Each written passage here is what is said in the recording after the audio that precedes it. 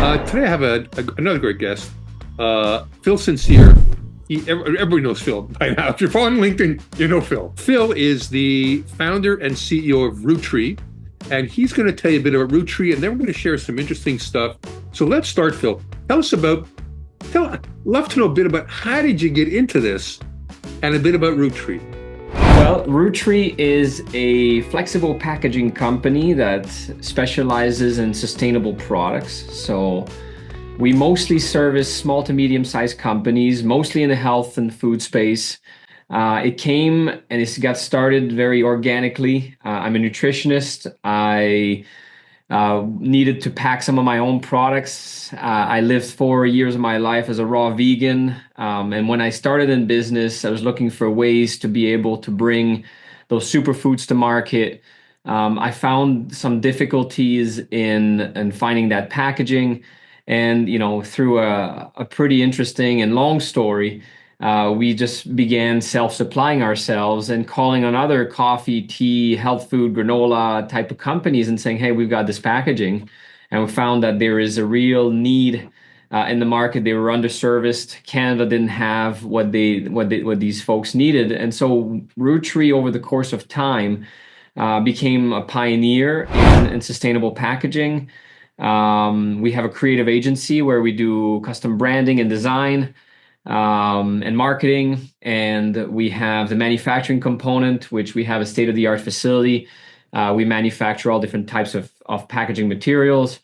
We do the printing, and then we have a contract packaging side of it where we fill the customer's products directly into the packaging. So, for a small, medium-sized company, we basically remove the need to invest in having your own facility or investing a lot in equipment. And we can basically bring your product to market as a one-stop shop type model. And we give small companies the ability of competing at a world-class level from a creative and from a visual and professional presentation of your product type of an angle. There's so much more inspiration behind it, and thank you so much for making me feel part of the family. Last year was really awesome. Yeah, the events. Your factory is beyond. You said it was like state of the art. It's beyond state of the art. That event you had was I just loved it. But then there was another month later is the film event. It's just everything you do is over the top. So there's Rootree, and there's something integrating your philosophies, the lifestyle. There's so much content that I see on LinkedIn. I'm actually using the content to make me a better person. I'd love to hear your thoughts and maybe share a few things. And how does that integrate with you being a leader at Rootree? I have a huge support system. We're a big family in this business. So we have 70 employees as of today, and 10 of those are direct family members. Yep. And those 10 direct family members, I live with them. So a lot of people don't understand how this is possible, right? Like some people struggle living two people, forget living with all your kids after they turn 20. How do we, as a family, true bona fide family business, 4 generations, live under one roof, 15 plus people? And it's basically because we live a life that is guided by philosophy, which is where you see a lot of my posts come from. And it's a philosophy that we try to live by, and it's what keeps everybody aligned, right? One of the biggest things you can do for your organization is to have, a clear alignment on mission, vision, values, and ethics. At the same time, you can have an alignment on what they say, but are you really living them daily? Are you walking the talk? It just happened to me recently. It's like you'll see a company that says, customer service is one of their values.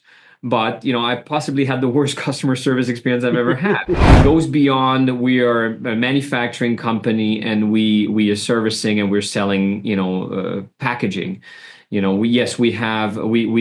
microgreens under glass, and we have, a hobby farm, and we do hay. And yes, we have a film production company, and we just did a documentary, and yes, we've built, a portfolio of investments in real estate over the course of time. But how is that all possible? Is because of that support system, because we don't have what a lot of families have, which is this sort of infighting.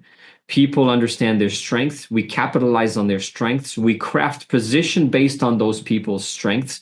And we remove the thought that something like, pursue your passions, right? A lot of people say, pursue your passions. And that's one concept we just disagree with. First time you drank a cup of coffee, tell me you loved it. You didn't. You didn't. Yeah. Adding a beer I hated. Right, first beer you had, right? You liked it. You thought it tasted like piss, right? So what happens is, if that was the case, then you would not be very passionate. You didn't like it, but you have cultured yourself to understand what it is. Maybe it became a social factor. Maybe you became friends that liked it. Maybe you got intrigued with it and you continued to do it. And then your awareness of that grew, and then you became knowledgeable about it. And that knowledge gave you enjoyment of it. And now you start a coffee roasting business. And then you think you followed your passion, but you didn't. What you followed is you had an open mind, an open enough mind to go after exploration and to go after knowledge. And that made you want to start this coffee roasting business, or this craft brewery business, or this granola business, or any other business that you're doing. So it's a falsehood to tell people, follow your passion, because really what you should follow is the path of exploration and discovery, because we are just too damn uneducated about the world to really know what our passion is. So it's better to go and to tell the children, to have your families, or to have an alignment on, let's discover, let's learn, let's be students for life. And those things, and then whatever comes our way, let's deal with it in a way that is constructive, that is creative, that is collaborative. I am not passionate about, packaging or plastic. I'm the hippie that lived 4 years of raw vegan, living nude in the Sahara Desert, right? So I'm not passionate about plastic packaging, but it came my way. I became educated about it. I decided, you know what, I can make my mark on this, because nobody is really. It's an old industry. People are not thinking about it in this way, in this youthful way. They're not putting sustainability first. So I can disrupt this industry, and therefore this is how I move forward in the path of creating this enterprise. I like creativity. I add the creative agency. I meet someone that introduced me to filmmaking and to storytelling. I'm like, hey, I got a lot of stories to tell. Let me start telling that story. Let's do this film business. I've got customers that are coming my way and saying, I'm packing this tea out of my garage, out of my living room. Could you do it for me? And then we add that. So it has nothing to do with building a business out of passion. It more so has to deal with how do I understand it, right? How do I educate myself? And can I make a mark in it? I'm pretty sure that if you get educated about any one subject enough, you can become that you can find the enjoyment, and you can start a business around it. You've taken it a whole new level. You're in, and I don't know what it's called, but you're in the happiness business, maybe. There's got to be a whole different mission, vision. I think it's the reality. It's the reality business. Yeah. It's without cliches. So we trying to stay away from cliches and from mass conditioning is really what's important. It's like health food, right?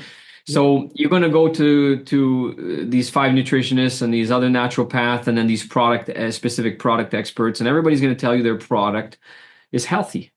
Of course. But I'm going to tell you that there isn't a single product that's healthy. There isn't. There's no product that can make you healthy. It's not about that. It's not whether beef is bad or beef is good, or an alfalfa are good or alfalfa are bad, or fried food is good or fried food is bad. It's not about that. It's about your interaction with each one of these things. It's about much more than that. It's about how you put them together in your life. As human beings, we like black and white. We like to say, I understand this. It's so true. I think like that. Yeah, exactly. Isn't chips bad? Fried chicken's bad. Fried chicken's no good. I don't eat it. Right, but what if you made it? What if you made an amazing batter that was filled with amazing ingredients, and that thing was an organic chicken, and you fried it in coconut oil? Would it still be bad? And what if that consumption was just a small piece of it, and you had it with with a large salad. Would that still be bad? And how would you know that it's bad? Would it shrink your life and so on? So it's not about that. It's about quantities. It's about combinations. It's about what else you're doing in your life and how you're burning that fuel. Because the true cancer comes from consuming foods that you're not expanding, that you're not utilizing. So you're having a big bowl of ice cream or popcorn or some other stuff at night, and you're going to lay down on your bed, and now you have all this nutrition and energy running through your body, but you're not consuming it. Your body's not demanding it. And now your body's storing it, dealing with the body's coping mechanisms to wash it out. That's really what I like sharing on LinkedIn, because I feel that it's a little bit different than what's out there. Phil, thank you so much for coming on the podcast. Bruce, thank you very much for the friendship and for connecting us, for everything you do. I think you're an incredible connector within this industry, and you deserve a lot of respect for what you do. So I appreciate it. Thank you. I appreciate that. Thank you.